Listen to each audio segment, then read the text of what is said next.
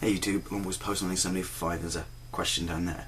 How much back in the day were the games you played, or the games you collected, I should say, even to some degree the systems you purchased, how much were they influenced by the arcades? I think this question is obviously certainly aimed at people of a certain age group such as myself, who I will openly put my hand up and say the arcades had a massive influence upon me. But you know, and I've touched upon some of the elements in this topic before, such as the first system I ever played that wasn't my own was an Atari 2600 run a neighbour's house.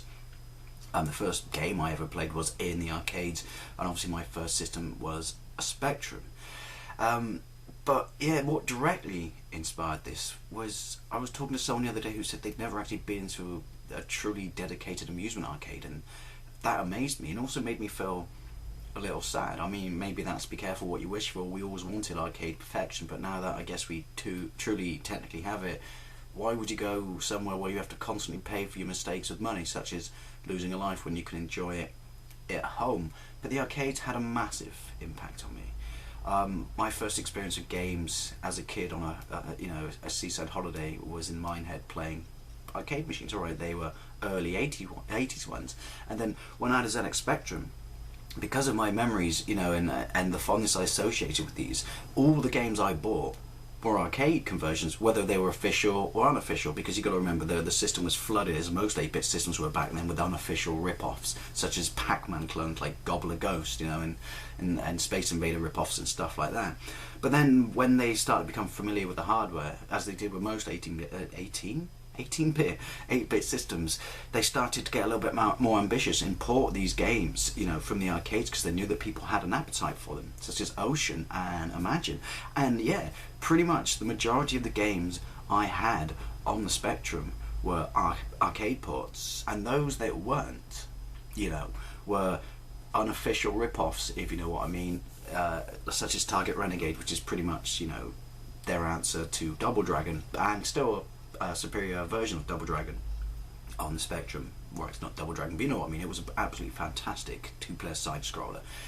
And yeah, that was my influence. It's complete opposite my brother, by the way. All he ever played was text-based adventures. But I mean, there were some titles outside of this that I would play, but the majority was arcade ports and, you know, rip-off arcade ports. What am I doing quotation fingers all the time? And then I remember when I bought my Sega Master System, I actually bought it because my love of Sega in the arcade. Sega was the first arcade manufacturer that absolutely properly blew my face off with their systems. And so when they promised the arcade at home, and obviously on the Master System they didn't promise arcade perfection, they just said, "Your great Sega games you love from the arcade at home," I had to have it. And about, again, 80% of my library on the Master System, and I had quite a few games, was all direct arcade ports.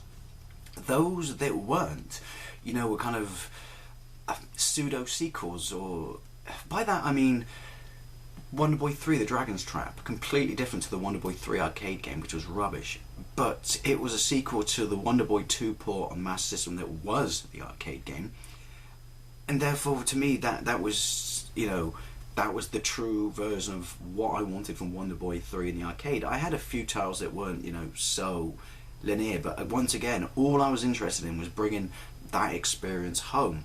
You know, these games that I would get this little glimpse of to only play for an hour or so a day when we were on holiday, I just wanted them in my living room. Then obviously the Mega Drive came out.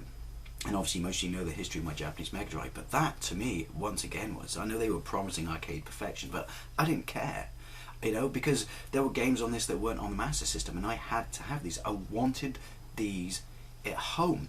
Would I have bought a Mega Drive if it wasn't for my arcade experience of Sega?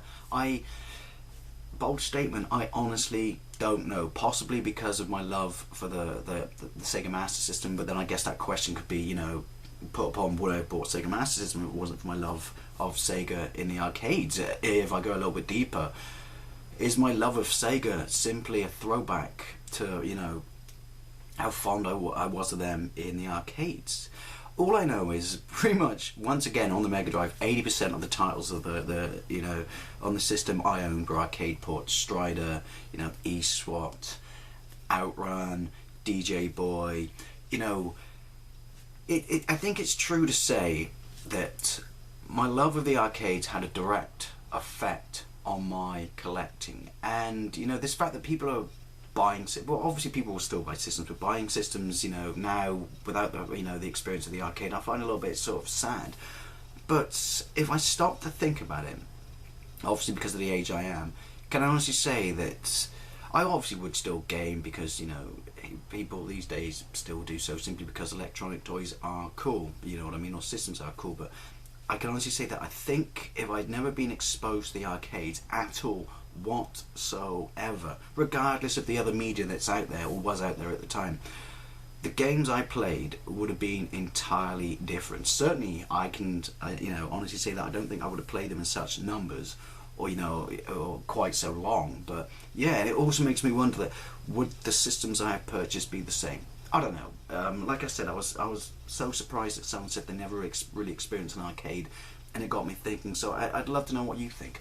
Do you think your gaming back in the day, if you had been exposed to the arcade, do you think it would have been what it was? You know, do you think it was influenced, I should say, by the arcades? Anyway, I've waffled too much as it is. Thank you very much for watching, and I'll see you later.